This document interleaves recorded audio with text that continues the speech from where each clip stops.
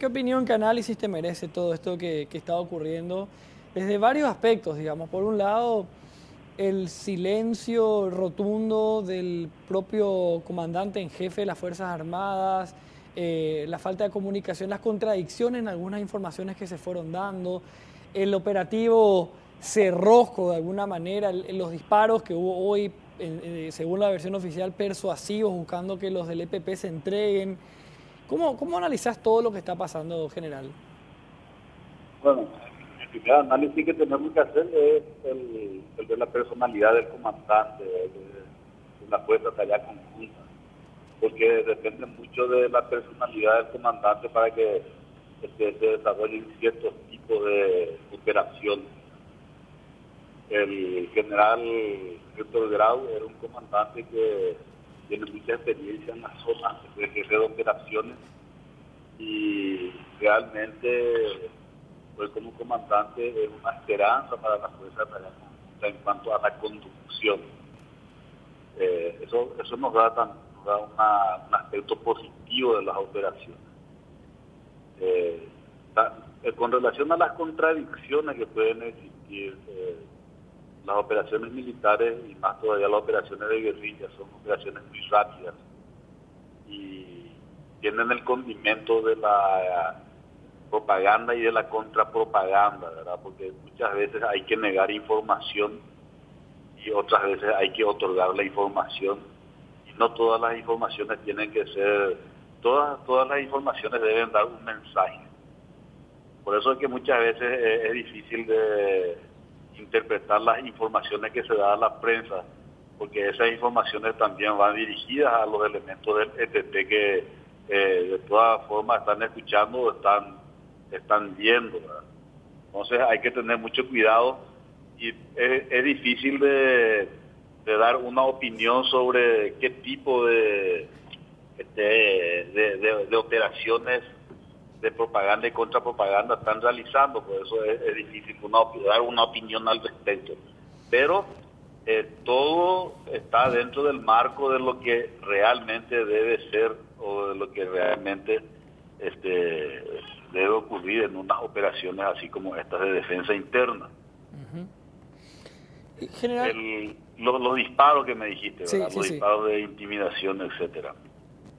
Son operaciones realmente de defensa interna en donde se busca provocar, ¿verdad? En este caso, si ya existe un bloqueo, lo que se estaría buscando es la intimidación y la rendición de los elementos del EPP que se entreguen antes de que ocurran enfrentamientos y ocurran las muertes. Son medidas realmente prudentes, respetando las Fuerzas Armadas o la Fuerza de Tarea Conjunta, respetando el Estado de Derecho y tratando de aprenderlos, si se puede, vivos. Uh-huh.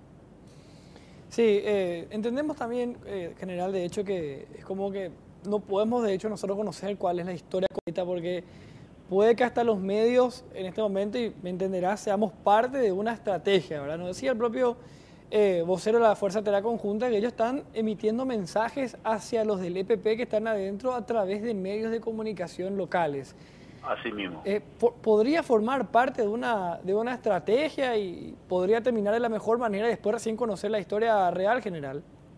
Y claro, no se debe descartar esa posibilidad de que a través de los medios, porque es la única forma también que se llegue a todo, ¿verdad? No solamente se llegue a la población, sino a todos los protagonistas estratégicos de este conflicto. Le está llegando a elementos políticos, le llega a elementos armados, le llega a la población. Entonces también podría ser un buen medio utilizar los medios de prensa, ¿verdad? Para hacer una acción de contrapropaganda, sí, para neutralizar la propaganda que están haciendo los del EPP. Entonces podríamos estar también ante esa figura, por eso muchas veces lo que parecería contradictorio forma parte de una operación de propaganda y contrapropaganda y se entabla dentro de la lucha psicopolítica. Ojalá, mira, ojalá estemos todos equivocados y sea así, general, ¿verdad? De verdad, es mi mayor deseo. otra consulta que se nos planteaba en el transcurso de la tarde, el hecho de que, digamos, haya este operativo cerrojo, haya un lugar delimitado, aparentemente no muy grande, donde estarían los miembros del EPP. Hay uno de ellos, al menos uno de ellos, está al menos herido grave, porque se encontraron rastros de mucha sangre. ¿Eso podría significar que se está realmente muy cerca, que esta vez no tienen escapatoria, o el terreno es tan complicado que por más que le cierres todas las puertas podrían de vuelta volver a escapar? El escenario es difícil, Enrique, no es un escenario fácil porque por más que aparentemente el terreno sea pequeño, porque son 1000 hectáreas, ¿verdad? En el terreno no es tan pequeño porque se podrían hacer los bloqueos, pero esos bloqueos también tienen sus, pueden ser permeados, te voy a decir, especialmente a la noche. Y por pequeños, los grupos son pequeños. Tenemos que tener en cuenta que estos grupos del EPP son grupos pequeños y se manejan con pequeñas formaciones muy difíciles de detectar, y especialmente en los desplazamientos o navegaciones nocturnas.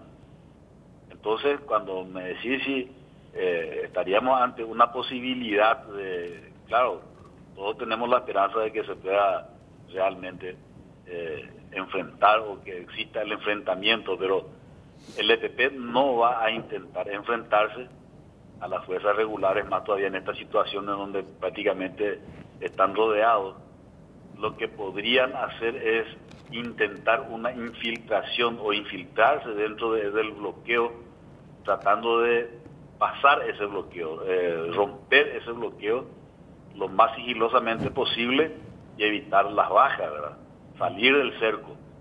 Sería una de las, me supongo, una de lo que puede hacer el EPP. ¿Y qué puede hacer la Fuerza de Tarea Conjunta? La Fuerza de Tarea Conjunta puede reforzar los elementos que tiene actualmente y reforzar con eso el bloqueo, ¿verdad? Porque esta oportunidad de tener el contacto con el EPP y fijarlo en un área determinada, no se va a producir siempre, se produce una vez cada 5 o 10 años, ¿verdad? No tuvimos muchas oportunidades, o las fuerzas regulares no tuvieron muchas oportunidades como esta. Es verdad, y encima, según las informaciones oficiales, serían personas, pero no sé si del primer anillo, o por lo menos unos líderes importantes del grupo. Realmente, es por eso que remarcamos todo el tiempo y nosotros tomamos acá en el canal el compromiso de transmitir todo lo que ocurra, porque es un momento histórico, es una oportunidad, como decía el general, única. Y también tenemos que tener en cuenta que los armamentos que por las informaciones periodísticas están pasando, los armamentos que tienen los del EPP, son armamentos automáticos, son armas automáticas, son armamentos pesados que pueden crear muchas bajas también dentro de la Fuerza de Tarea Conjunta. Por eso es muy importante, como dije al inicio, la personalidad del comandante, que pueda tener el suficiente liderazgo como para poder conducir esas operaciones y que sus hombres sean lo menos dañados posible, porque en todo enfrentamiento existe la posibilidad de que existan heridos y existan muertos. Pero eso se debe minimizar con una buena conducción y con un buen liderazgo. Sí. General, por último, te consulto porque en algún momento se había hablado planteaste la posibilidad de inclusive de pedir una ayuda al extranjero, que no sea solamente con algunos insumos militares o con personal capacitado, sino que traer en serio una base militar inclusive desde el exterior. Y hoy, de repente, en medio de las informaciones nos enteramos que había un sobrevuelo de un avión no tripulado que venía directamente desde Brasil. ¿Se está entonces recurriendo a los países por lo menos vecinos como parte de estrategia, pidiendo alguna cooperación ante esto? ¿Se está de alguna manera haciendo, no sé si en realidad, lo que habías propuesto alguna vez, general? Bueno, yo lo que hablé es de la necesidad de una alianza estratégica con potencias extrarregión, ¿verdad? Que muchas veces cuando un país es pequeño y tiene poca posibilidad de sostener una fuerza armada regular con la suficiente capacidad disuasoria, Entonces, la pregunta siempre sencilla es, ¿contra quién el Paraguay va a pelear si no podemos pelear contra Brasil ni contra la Argentina? Pues no tenemos los recursos militares. Pero si tenemos un aliado estratégico, esta región podríamos, ¿verdad? Ahora, con relación a la utilización de elementos militares extranjeros en apoyo a las operaciones de defensa interna, se levanta una barrera legal, porque cualquier tipo de empleo de elementos armados o de tecnológicos en defensa interna tiene que tener aprobación del Congreso Nacional. Sí. Entonces, a no ser, ¿verdad? Si entra en forma clandestina, tendríamos una actuación clandestina. Por eso es muy importante y es muy fino el hilo que se tiene que tener en cuenta cuando se va a traer elementos no solamente tecnológicos, sino hombres, etcétera, del extranjero. Eso ya es una situación jurídica en donde tiene que tener ya aprobación de otros poderes del Estado.